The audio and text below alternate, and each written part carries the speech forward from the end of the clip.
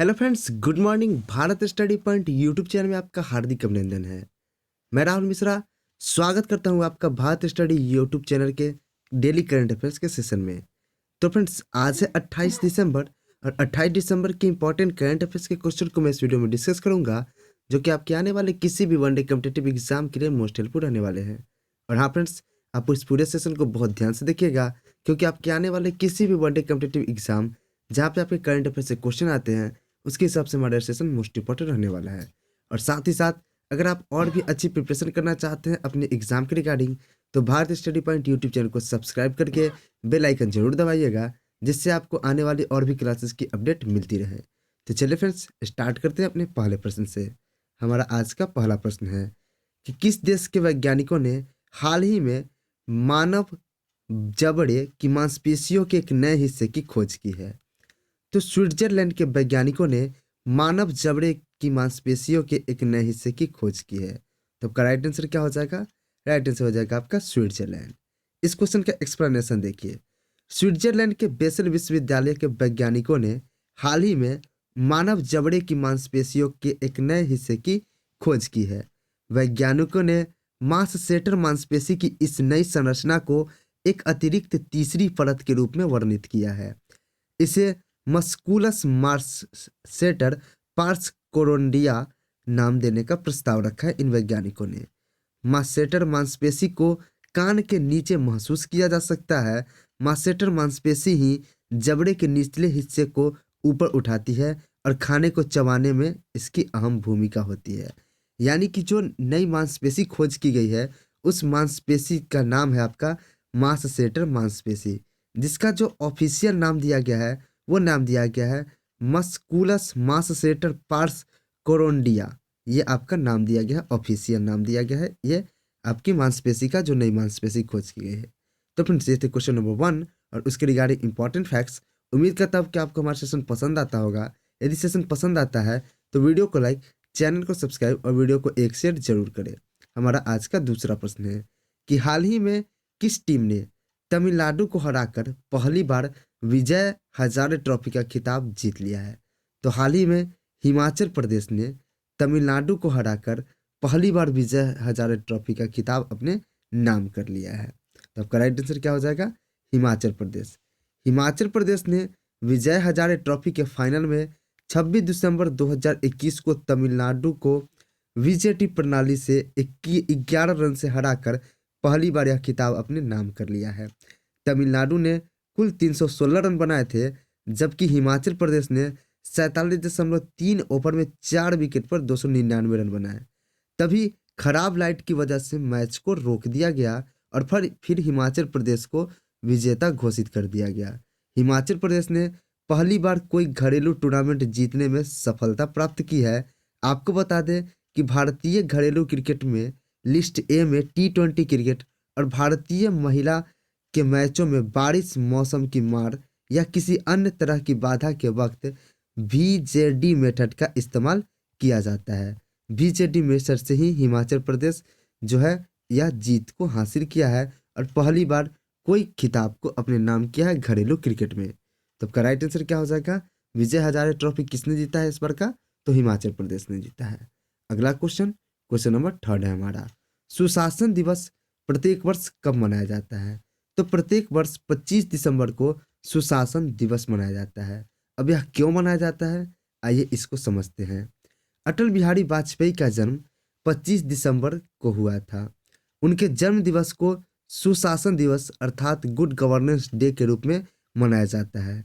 इस दिवस को पहली बार सन 2014 में मनाया गया था। उन्हें भारतीय राजनीति के सर्वाधिक प्रभावशाली नेताओं में से एक माना जाता है। किसे? अटल बिहारी वाजपेयी को। अटल बिहारी वाजपेयी का जन्म 25 दिसंबर 1924 को मध्य प्रदेश के ग्वालियर में हुआ था, यानी ये MP के रहने वाले थे। उन्होंने ग्वालियर के विक्टोरिया कॉलेज से स्नातक की पढ़ाई की।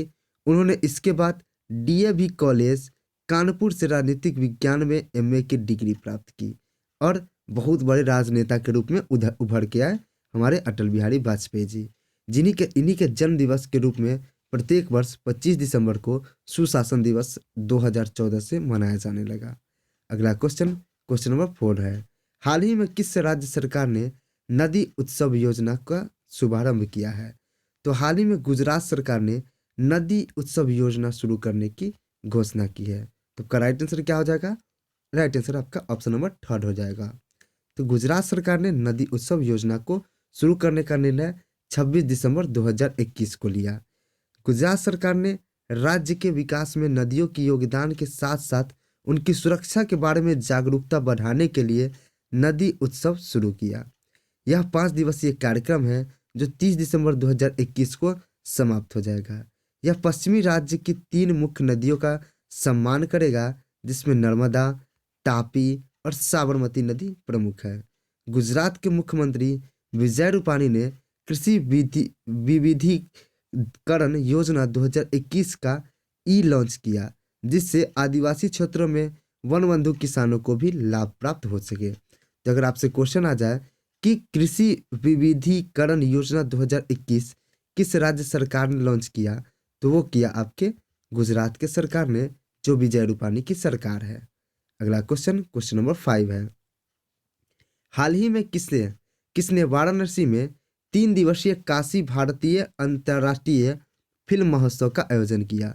तो सूचना एवं प्रसारण मंत्रालय ने वाराणसी में 3 दिवसीय काशी भारतीय अंतर्राष्ट्रीय फिल्म महोत्सव का आयोजन किया। आपको बता दें कि पहला 3 दिवसीय काशी भारतीय अंतर्राष्ट्रीय फिल्म महोत्सव जो है वह 27 दिसंबर 2021 को वाराणसी में शुरू किया गया। उत्तर प्रदेश के पर्यटन, संस्कृति और धर्मार्थ कार्य मंत्री नीलकंठ तिवारी ने उत्सव का उद्घाटन किया। इस महोत्सव का आयोजन सूचना एवं प्रसारण मंत्रालय द्वारा उत्तर प्रदेश सरकार के सहयोग से किया जा रहा है। आयोजन के दूसरे दिन वाराणसी स्थानीय संगीत फिल्म निर्माण के केंद्र के रूप में उत्तर प्रदेश के महत्व के क्षेत्रीय सिनेमा की क्षमता पर एक पैनल चर्चा आयोजित की गई। यानी कि आपका भारतीय अंतर्राष्ट्रीय फिल्म महोत्सव का आयोजन जो हुआ यह उत्तर प्रदेश में हुआ, और ऐसे इसका जो उद्घाटन किसने किया, तो उद्घाटन किया हमारे जो प्रेजेंट टाइम के सूचना एवं प्रसारण मंत्रालय हैं उसके मंत्रियों ने। अगला क्वेश्चन नंबर 6 है। हाल ही में किसने जियोआन 102E नामक एक कैमरा उपग्रह लॉन्च किया है? तो यह लॉन्च किया है चाइना ने जियोआन 102E नामक एक कैमरा उपग्रह को सफलतापूर्वक लॉन्च किया है। चीन ने 26 दिसंबर 2021 को एक कैमरे के साथ एक नया उपग्रह को लॉन्च किया है, जो 5 मीटर के संकल्प के साथ जमीन की तस्वीरें ले सकता है। जियोआन 012E या 5 मीटर, इसका एक नया नाम है 5 मीटर ऑप्टिकल उपग्रह 02 नामक उपग्रह को उत्तरी चीन के शांक्सी प्रांत से लॉन्ग मार्च 4C रॉकेट द्वारा लॉन्च किया गया। रॉकेट ने कक्षा में एक छोटा उपग्रह भी भेजा गया, जो कि बीजिंग 101 मिडिल स्कूल का रॉकेट था। तो जियोआन 102E रॉकेट किसने लॉन्च किया?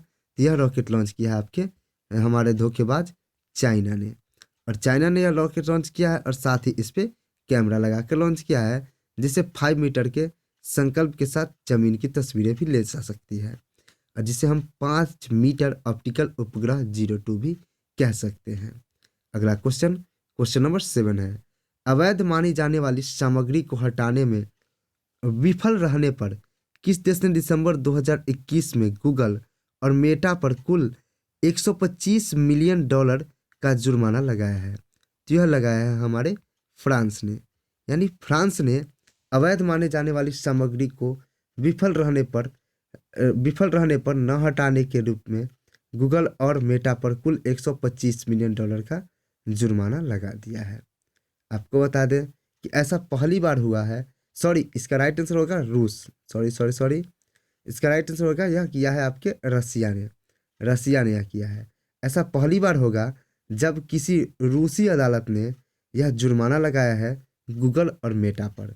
मेटा, जिसे पहले फेसबुक के नाम से जाना जाता था, पर मॉस्को की एक अदालत ने अवैध मानी जाने वाली सामग्री को हटाने में विफल रहने के लिए $27 मिलियन का भारी जुर्माना लगाया है। कोर्ट ने गूगल पर $98 मिलियन का जुर्माना भी लगाया है। पहली बार किसी रूसी अदालत ने जुर्माना 125 मिलियन डॉलर। एक सेकेंड, ये क्या हो रहा है? Sorry for interruption wise. पहली बार किसी रूसी अदालत ने 125 मिलियन डॉलर का जुर्माना लगाया है जो रूस में इन कंपनियों के वार्षिक राजस्व का हिस्सा बनता है। अगला क्वेश्चन, क्वेश्चन नंबर हमारा 8 है। हाल ही में किसने दक्षिण अफ्रीकी वर्ष का पुरस्कार 2021 जीता है? तो यह जीता है डॉक्टर इम्तियाज सुलेमान ने। भारतीय मूल के परोपकारी और आपदा राहत समूह के गिफ्ट ऑफ द गिवर्स के संस्थापक डॉक्टर इम्तियाज सुलेमान ने डेली मावेरिक अखबार द्वारा संचालित दक्षिण अफ्रीकी वर्ष का पुरस्कार अपने नाम कर लिया है। सुलेमान को दक्षिण अफ्रीका का सर्वोच्च नागरिक सम्मान नेशन ऑर्डर भी प्राप्त है। दक्षिण अफ्रीका का सर्वोच्च नागरिक सम्मान क्या है? तो दक्षिण अफ्रीका का सर्वोच्च नागरिक सम्मान है नेशन ऑर्डर। और भारत का सर्वोच्च नागरिक सम्मान क्या है? तो भारत रत्न है भारत का सर्वोच्च नागरिक सम्मान। अगला क्वेश्चन, क्वेश्चन नंबर 9 है।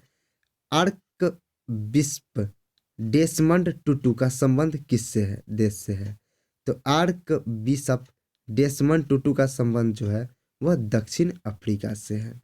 ये एक बहुत बड़े क्रांतिकारी थे जिन्होंने दक्षिण अफ्रीका में रंग भेद को समाप्त करने में मदद किए थे।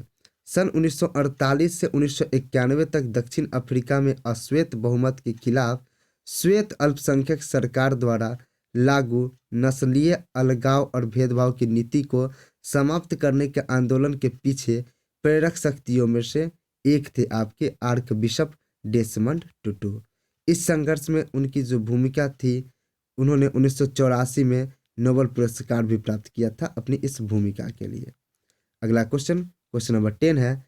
कॉर्वेट INS खुखड़ी को 24 दिसंबर 2021 को विशाखापत्तनम में कितने साल की सेवा के बाद सेवानिवृत्त कर दिया गया? तो 32 साल की सेवा के बाद INS खुखड़ी को सेवानिवृत्त कर दिया गया।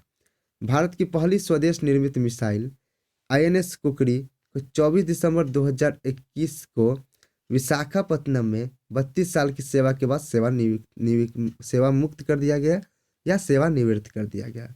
INS खुखड़ी को मझगांव डक शिपयार्ड लिमिटेड ने 23 अगस्त 1989 को बनाया था। इसने कुल मिलाकर 6,44,897 समुद्री मील से अधिक की दूरी तय की है। यह जहाज भारतीय सेना के गोरखा ब्रिगेड से संबंध रखता था। तो फ्रेंड्स, ये थी आज के टॉप 10 करंट अफेयर्स क्वेश्चन और उसकी बेस्ट एक्सप्लेनेशन मैंने देने की आपको कोशिश किया स्क्रीन पे ही। उम्मीद करता हूँ कि आपको हमारा सेशन पसंद आता होगा। यदि सेशन पसंद आए तो वीडियो को लाइक, चैनल को सब्सक्राइब और वीडियो को एक शेयर जरूर करें। तो इसी तरह की इंटरेस्टिंग और वीडियोज़ के लिए बने रहे हमारे साथ। तो मिलते हैं अपने नेक्स्ट वीडियो में, तब तक के लिए जय हिंद, जय भारत, वंदे मातरम।